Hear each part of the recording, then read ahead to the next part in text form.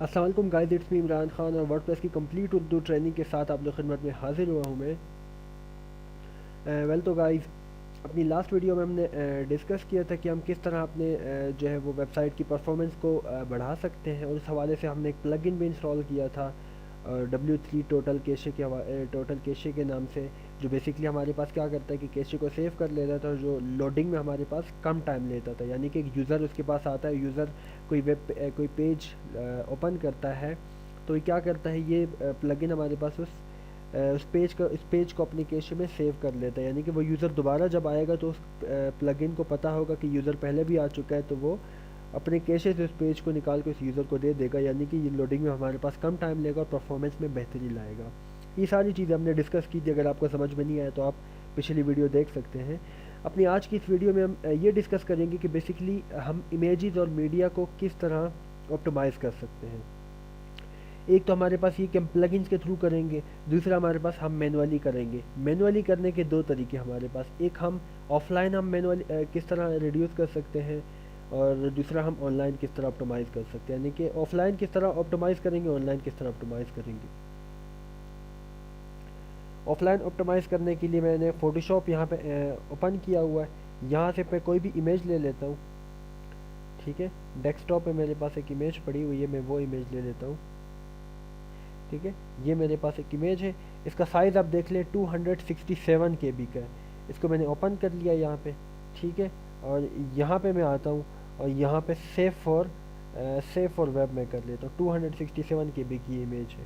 ठीक है, अब यहाँ पे देख लें कि 1 KB तो हमारे पास कम हो गया, यानी कि इसको मैं वेब के लिए सेव करूँ, इसको मैंने वेब में ऐड करना है। यहाँ पे लिखा हो वेरी हाई, इसको मैं यहाँ से मीडियम कर लेता हूँ। यहाँ पे देख लें कि 267 से इसका साइज़ रिड्यूस होकर 77.75 KB तक पहुँच गया।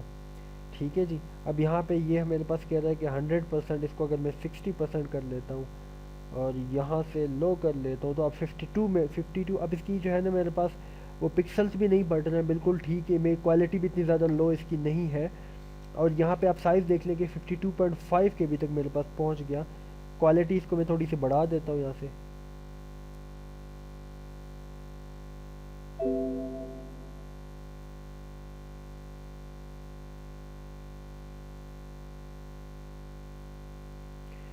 और इसके अलावा यहाँ से आप इसको जेपेज में, पीएनजी में, किसी भी जो है उसमें आप यहाँ से इसको कन्वर्ट कर सकते हैं। ठीक है जी, एक तो ये तरीका हो गया। आप देख लें 46 कहाँ 266 MB की पिक्चर और KB की पिक्चर कहाँ 46 KB की, तो काफ़ी हमारे पास जो है वो जो साइज़ है इसका रिड्यूस हमारे पास हो गया। एक तो ये तरीका है कि बेसिकली हमने इसको ऑफलाइन ऑप्टिमाइज़ किया इस इमेज को। सेकंड तरीका हमारे पास क्या है कि हम ऑनलाइन इसको ऑप्टिमाइज़ करें। ऑनलाइन ऑप्टिमाइज़ करने का क्या मेथड है कि बेसिकली आपने आना है यहाँ पे न्यू पोस्ट पे आपने आना है। ठीक है, इसको लीव कर लेते हैं।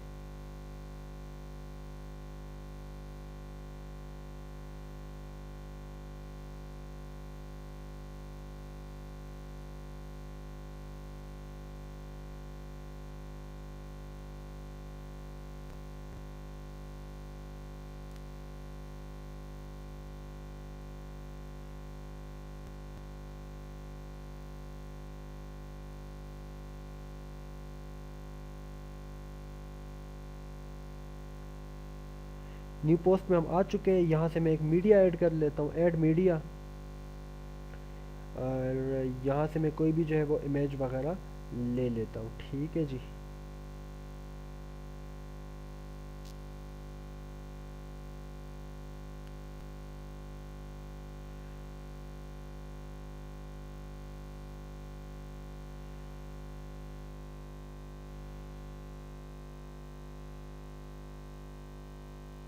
अपलोड कर लेता हूँ मैं एक फ़ाइल।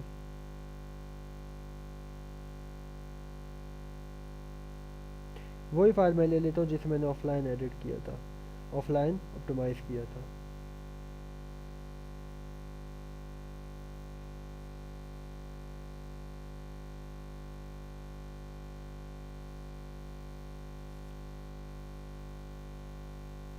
ठीक है, ये मेरे पास आ गई। इसको मैं इंसर्ट इनटू पोस्ट कर लेता हूँ।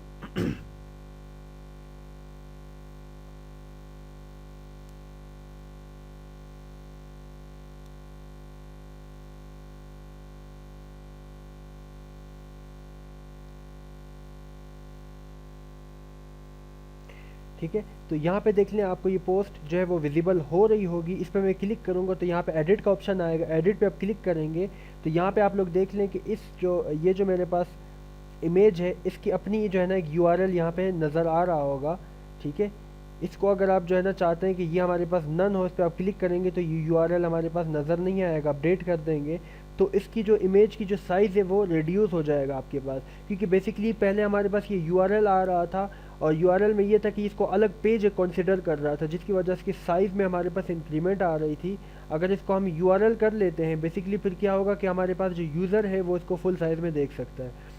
तो ये बेसिकली हमारे पास मेथड होता है इसको ऑफलाइन और ऑनलाइन ऑप्टिमाइज़ करने का, इमेज को या मीडिया को, किसी भी मीडिया को आप कर सकते हैं, लाजमी नहीं है कि सिर्फ इमेज हो। ये हमारे पास हो गया कि मैनुअली हमने खुद किया। सेकंड चीज़ हमारे पास क्या है कि आप एक किस तरह प्लगइन्स के थ्रू आप किस तरह जो है वो काम कर सकते हैं। वर्डप्रेस पे बेसिकली आपके पास सारा जो है वो काम प्लगइन्स पे होता है। हम ऐड न्यू प्लगइन कर लेते हैं, प्लगइन्स आपके काम को बहुत आसान कर लेते हैं और आपके लिए बहुत अच्छी होता है आपकी वेबसाइट के लिए प्लगइन, और काफ़ी काम को आसान कर देते हैं प्लगइन्स। यहाँ पे हमारे पास एक प्लगइन है वो हम सर्च कर लेते हैं।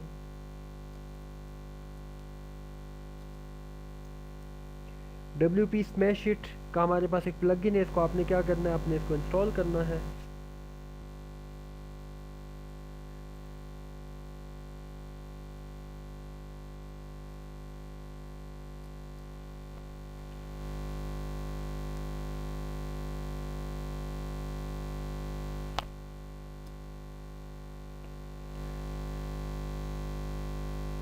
WP स्मैश इट के नाम से आपके पास ये प्लगइन होगा, आपने इसको इंस्टॉल करना है।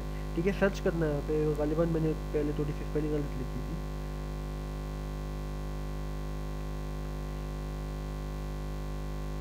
ठीक है जी, तो हम देखते हैं कि कौन सा प्लगइन ज़्यादा अच्छा है, इसके डाउनलोड ज़्यादा है तो हम इसी को कर लेते हैं। आपने यहाँ पे इंस्टॉल नाउ पे क्लिक कर देना है, ओके कर देना है इसको। ये आपके पास क्या करेगा, खुद ब खुद सारे जो है वो इमेजेस को, सारे मीडिया को ऑप्टिमाइज़ कर लेगा। यहाँ से एक्टिवेट प्लगइन पे आप क्लिक कर दें।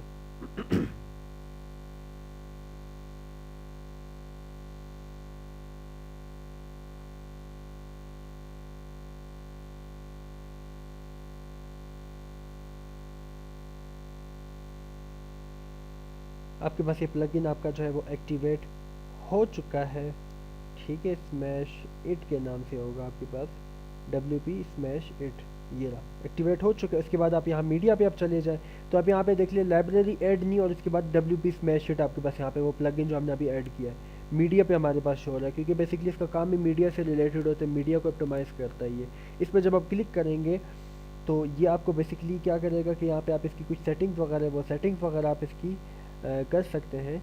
ठीक है, ऑटोमेटिकली प्रोसेस ऑन अपलोड, जब भी आप कोई चीज़ जो है ना अपलोड करेंगे तो ऑटोमेटिकली जो है वो खुद जो है अपलोड करेगा इसको।